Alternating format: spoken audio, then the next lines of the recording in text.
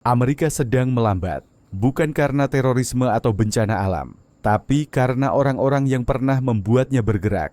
Sopir truk, puluhan ribu kini sedang mogok kerja, didorong ke tepi jurang oleh kebijakan pajak baru yang telah membuat mereka kehilangan pekerjaan dan mata pencaharian. Para sopir ini dulunya mendukung Trump, dulunya menjadi tulang punggung ekonomi Amerika. Tapi sekarang mereka putus asa. Tidak ada barang yang bergerak, tidak ada kepercayaan pada pemerintah. Amerika sedang terjun ke dalam krisis yang diciptakan oleh dirinya sendiri. Krisis dalam industri truk Amerika Serikat. Ini bukan lagi sekadar suara klakson sesekali di jalan raya. Lebih dari 50.000 sopir truk dari Florida hingga California telah menghentikan operasi secara serempak. Tapi ini bukan sekadar mogok kerja biasa. Ini adalah teriakan minta tolong, sebuah tindakan putus asa dari kekuatan yang dulunya disebut sebagai tulang punggung ekonomi ASLA, kini didorong ke ambang kebangkrutan oleh kebijakan nasional. Mogok ini tidak diorganisir oleh serikat buruh manapun. Sebaliknya, itu dipicu oleh aliansi akar rumput yang terbentuk di media sosial, menyatukan para sopir independen secara nasional di bawah slogan, "Tanpa kami, tidak ada yang bergerak." Dan memang inilah kenyataan mengerikan yang kini dihadapi Amerika. Tarif, paku terakhir di ban industri truk. Bahkan sebelum tarif baru ini diberlakukan, sektor truk AS sudah kesulitan dengan biaya bahan bakar yang melambung, premi asuransi yang tak masuk akal, dan kekurangan sopir yang terus-menerus. Tapi sekarang, sebuah perintah eksekutif besar dari pemerintahan Trump yang memberlakukan tarif 25% hingga 100% pada barang dari Cina, Meksiko, Eropa, dan Kanada telah memberikan pukulan terakhir. Elektronik, suku cadang mobil, makanan, baja, kayu, dan barang konsumsi semuanya melonjak harganya, memaksa banyak bisnis Amerika untuk mengurangi impor atau beralih ke produksi dalam negeri, transisi yang tidak bisa terjadi dalam semalam. Hasilnya, puluhan ribu kontainer kini kosong di pelabuhan, tanpa barang untuk dimuat, pekerjaan menghilang, pendapatan lenyap, namun para sopir truk masih harus membayar kendaraan mereka, tol jalan, perawatan, pajak usaha, dan pinjaman bank. Jalan kosong, truk menganggur. Di pusat logistik strategis seperti Long Beach, California, Laredo, Texas, Savannah, Georgia, dan Houston, ceritanya sama. Kontainer menumpuk, truk menganggur, kantor pengiriman sunyi senyap. Hanya dalam 3 bulan, volume kontainer impor di beberapa pelabuhan utama telah turun sebesar 30–40%. Para sopir independen yang mencakup hampir 35% dari tenaga kerja truk federal menanggung beban terberat. Tanpa kontrak jangka panjang dengan perusahaan besar, mereka bergantung pada muatan jarak pendek untuk bertahan hidup. Seorang sopir di Arizona berbagi, "Aku dulu melakukan 3 perjalanan seminggu dari El Paso ke Denver. Sekarang aku beruntung bisa dapat 1 dalam 2 minggu. Dan itu pun nyaris tidak menutupi solar." Perusahaan truk kecil telah bangkrut atau melikuidasi armada mereka, menciptakan efek domino pengangguran di kawasan tengah dan selatan Amerika, yang dulunya adalah benteng merah pendukung setia Trump.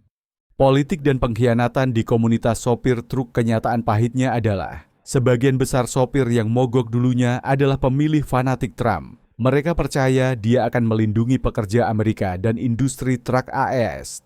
Tapi ketika kebijakannya justru menyingkirkan mereka dari permainan, keyakinan itu runtuh. Media sosial kini dibanjiri siaran langsung penuh amarah dari para sopir. Mereka menyebut tarif baru ini sebagai bunuh diri ekonomi dan menuduh Gedung Putih melayani kepentingan korporasi sambil mengabaikan pekerja garis depan. Beberapa kelompok sopir bahkan telah memperingatkan bahwa kecuali ada dialog langsung dan dukungan keuangan darurat, krisis ini bisa menjalar ke sektor lain. Sebuah komentar viral di Reddit menyatakannya dengan gamblang, "Kami bukan statistik, kami manusia nyata, benar-benar lapar, dan sungguh dikhianati oleh pemerintah kami."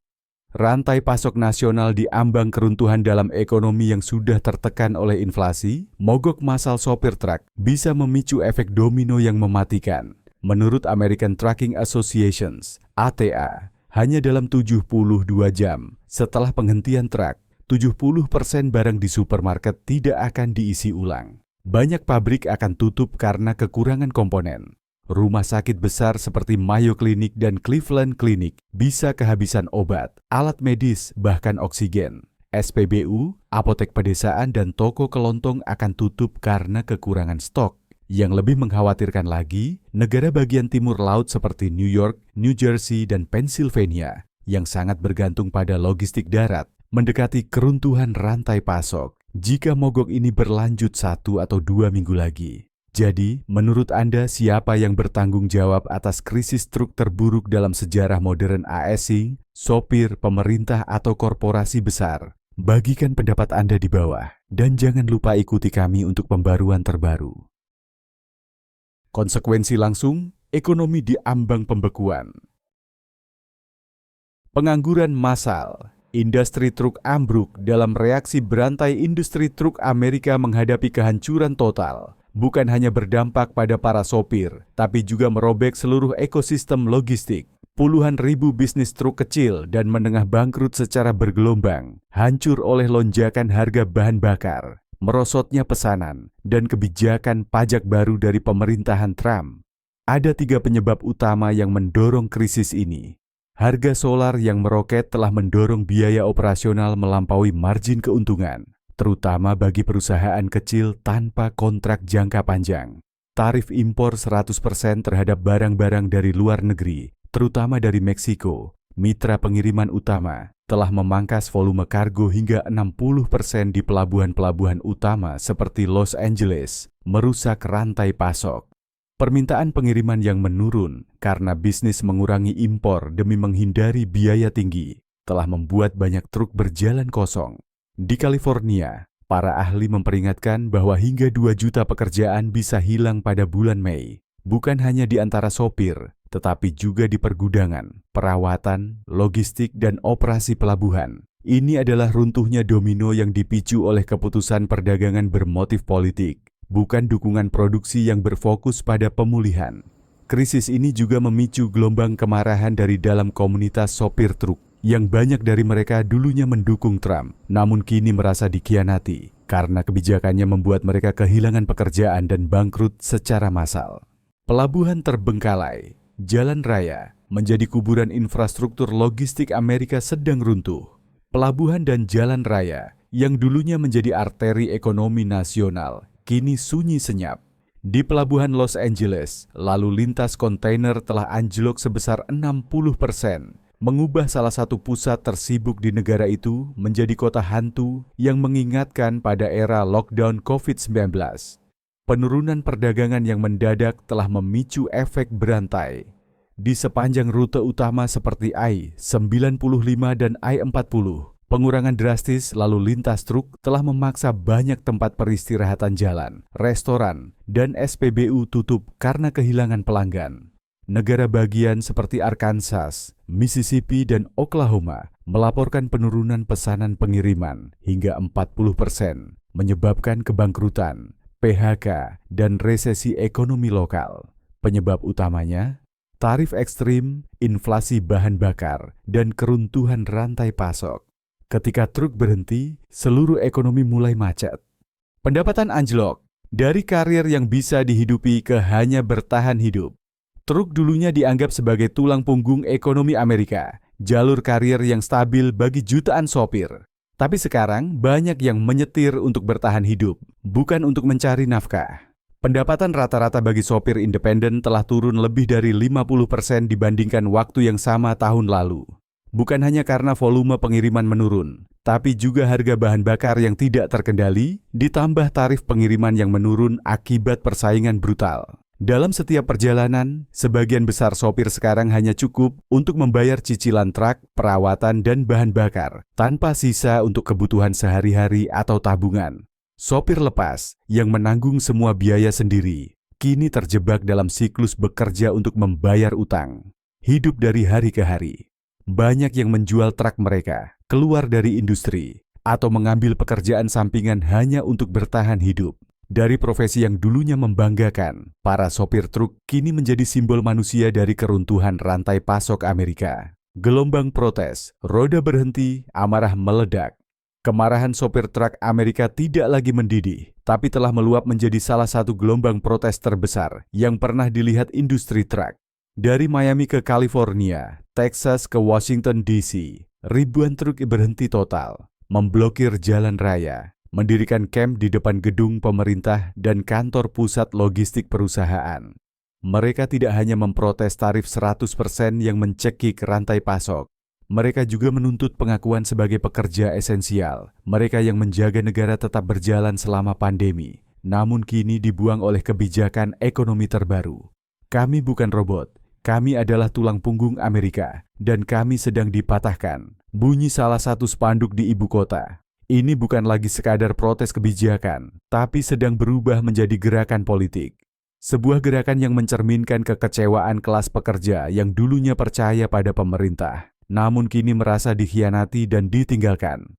Reaksi politik ketika kepercayaan hancur. Yang mengejutkan bukan hanya besarnya protes, tapi siapa yang mengemudikan truknya. Sekitar 90% dari sopir yang mogok dulunya dengan bangga memilih Donald Trump. Mereka percaya dia akan melindungi pekerja Amerika sejati. Tapi sekarang mereka merasa sangat dikhianati. Di media sosial, forum sopir dibanjiri slogan seperti "Tak akan lagi", "Ingat siapa yang meninggalkan kami", dan "Aku tertipu". Banyak yang secara terbuka menyuarakan penyesalan pahit, melihat bahwa kebijakan yang dulu mereka dukung kini membawa mereka ke jurang kebangkrutan, pengangguran, dan keputusasaan.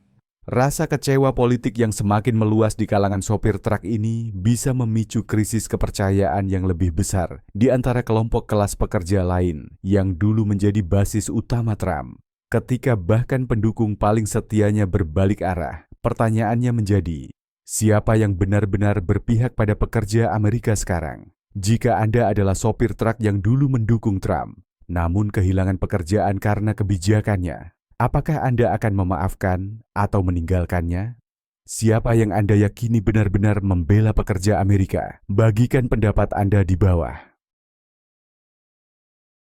America First menjadi mimpi buruk logistik global. Tarif 100% untuk barang asing, hukuman atau bumerang ekonomi. Pemerintahan Trump telah memberlakukan tarif hingga 100% terhadap berbagai jenis impor dari Eropa, Meksiko, dan China, dengan klaim akan melindungi produk dalam negeri dan mengembalikan lapangan kerja ke Amerika. Namun, banyak pakar memperingatkan bahwa kebijakan ini bisa menjadi bumerang. Dalam rantai pasokan global yang kini sangat terhubung, sebagian besar bisnis AS, terutama di sektor otomotif, elektronik, dan makanan, bergantung pada komponen dan bahan asing yang terjangkau untuk tetap kompetitif. Tarif tinggi ini secara signifikan meningkatkan biaya produksi, memaksa perusahaan untuk menaikkan harga atau melakukan pemutusan hubungan kerja. Konsumen adalah yang pertama merasakan dampaknya, membayar lebih mahal untuk kebutuhan pokok seperti ponsel, kulkas, pakaian, dan bahan makanan.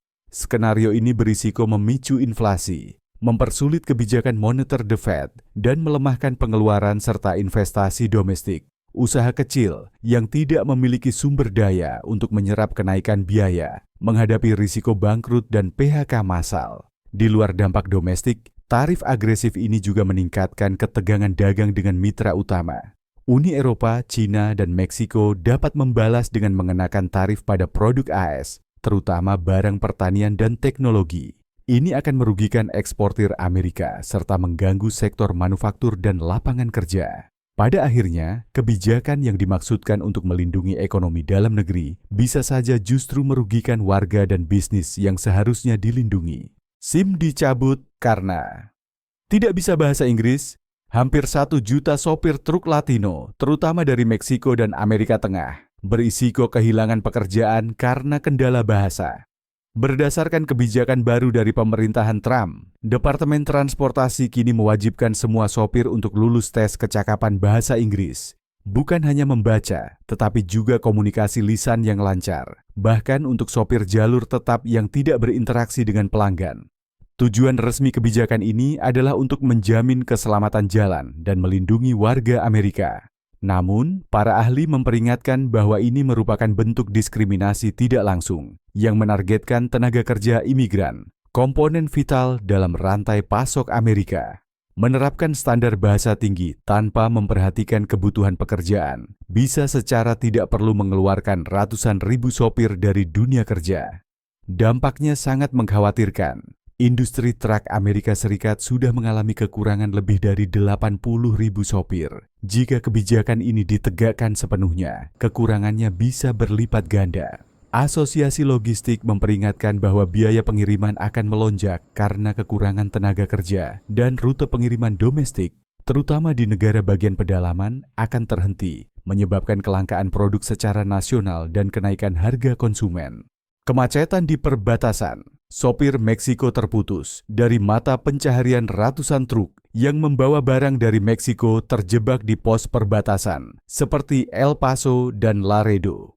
Para sopir ini, yang menjadi tulang punggung rantai pasok makanan, otomotif, dan elektronik, lumpuh akibat pengetatan kebijakan perbatasan oleh pemerintahan Trump. Selain tarif impor yang meningkat, pemerintah juga menerapkan pemeriksaan keamanan yang sangat ketat, menyebabkan proses bea cukai memakan waktu puluhan jam, bahkan berhari-hari. Sementara pemerintah menyebut ini sebagai masalah keamanan nasional, para pakar menilai ini adalah politisasi perdagangan, menggunakan perlindungan perbatasan sebagai alasan untuk menekan Meksiko. Dampaknya sangat luas. Pabrik-pabrik AS kekurangan komponen, terutama di sektor otomotif dan elektronik, menghentikan produksi.